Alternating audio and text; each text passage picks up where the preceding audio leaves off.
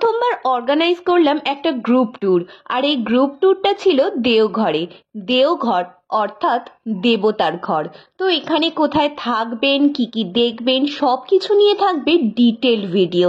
আর এই থাকা, খাওয়া, ঘোরা সব কিছু নিয়ে আপনাদের জনপ্রতি পড়বে 3.5 থেকে 4,000 টাকা করে মাত্র। পুরো ডিটেল জানতে চাইলে অবশ্যই আমার সাথে থাকতে হবে আর আমার চ্যানেলটি সাবস্ক্রাইব করে রাখতে হবে।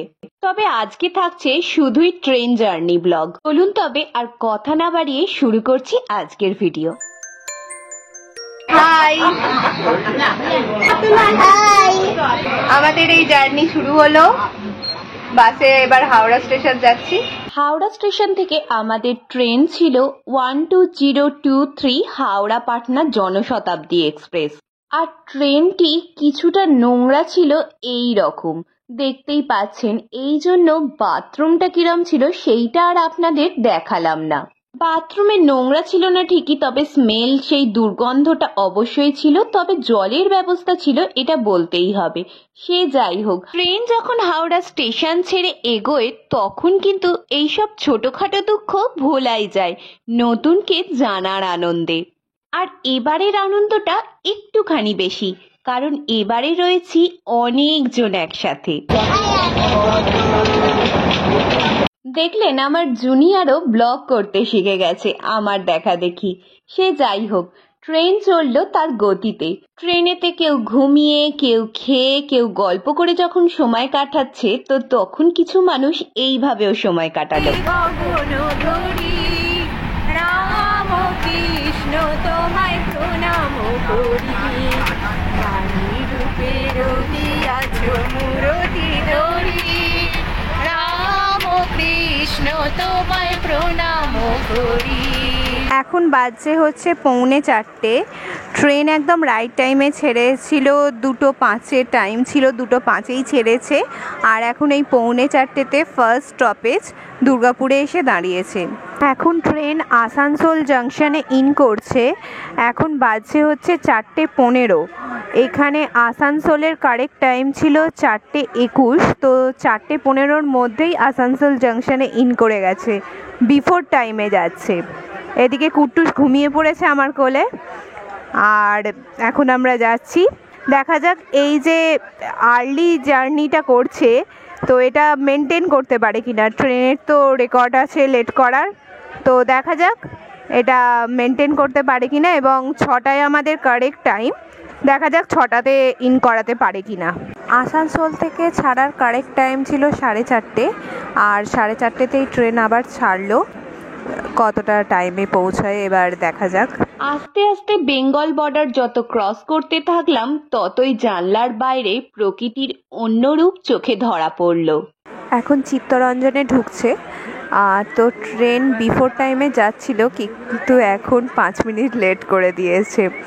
তো এটার টাইম ছিল হচ্ছে 4:52, এখন 4:58 বাজে। তো লেটেই একটু ঢুকলো, দেখা যাক এখান থেকে কটায় ছাড়ে। চিত্তরঞ্জন আর জামতারা থেকে ট্রেন যা লেট করতে শুরু করলো, সেই লেট ট্রেন আর মেকআপ করতে পারলো না। তো আমরা এবারে যাচ্ছি হচ্ছে দেওঘর, তাই জন্য আমরা নামবো জাসিডি স্টেশনে। আমাদের ডেস্টিনেশনের আগে লাস্ট হল্ট এটা হচ্ছে মধুপুর জংশন। তো মধুপুর জংশনে এখন দাঁড়িয়েছে, 5 মিনিট লেটেই চলছে এখনো। তো দেখা যাক এর পরের স্টপেজটাতেই আমরা নামবো। কখন ঢোকায়, 6টায় রাইট টাইম, তো কটায় ঢোকায় দেখা যাক। অবশেষে ট্রেন জাসিডি জাংশন ইন করলো 6:28। সন্ধে হয়ে গেছে, অর্থাৎ বাঙালিদের চা জলখাবারটি তো খেতেই হবে। তো আমরাও একটি চায়ের দোকানে চা খেয়ে সোজা চলে গেলাম হোটেলে। এখন হচ্ছে মার্চের এন্ড, তো ট্রেনেতে আসতে খুব কষ্ট হয়েছে, পুরো লু বইছিল। বাট এখানে এসে ওয়েদারটা একটু বেটার লাগছে, তাও ভালো মতো গরম। আর এখানে রুমগুলো এত গরম, মানে পুরো ভাপ বইছে যেন। আপাতত টেম্পারেচার হচ্ছে 31 ডিগ্রি, ট্রিমেন্ডাস গরম লাগছে। এখন 10টা বাজছে, আমরা এখানে হোটেলে ইন করেছি। হোটেল না, এটা আশ্রম। আমরা আশ্রমে ইন করেছি মোটামুটি 8টার সময়।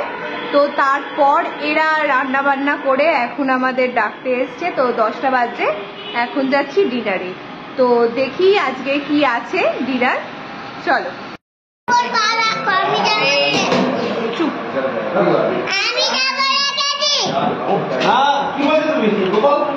এই ডাইনিং প্লেসে এসছি, ডাইনিং প্লেসটা একটু দেখিয়ে দিই।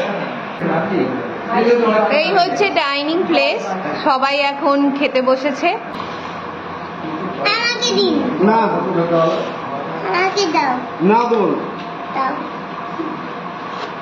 গরম গরম ধোঁয়া ওঠা ভাত, তার সঙ্গে ডাল, এটা হচ্ছে আলু ভাজা, আলু আর কুঁদরি ভাজা। তো সেই সকালবেলা খেয়ে বেরিয়েছিলাম, এই খিদের মুখে এরম গরম ভাত। আমরা ডিনার করে রুমে চলে এসেছি, এবার শুয়ে পড়বো। কাল সকাল সকাল ওঠা আছে, তো আজকের দিনটা এইরকমই কাটলো। ডিনার বেশ ভালো, রান্না ভালো ছিল, ভাত, ডাল, আলু পটলের সবজি বাদাম দিয়ে, আর তার সঙ্গে ডিম ছিল। তো ডিমটা আমি খাইনি, যাই হোক।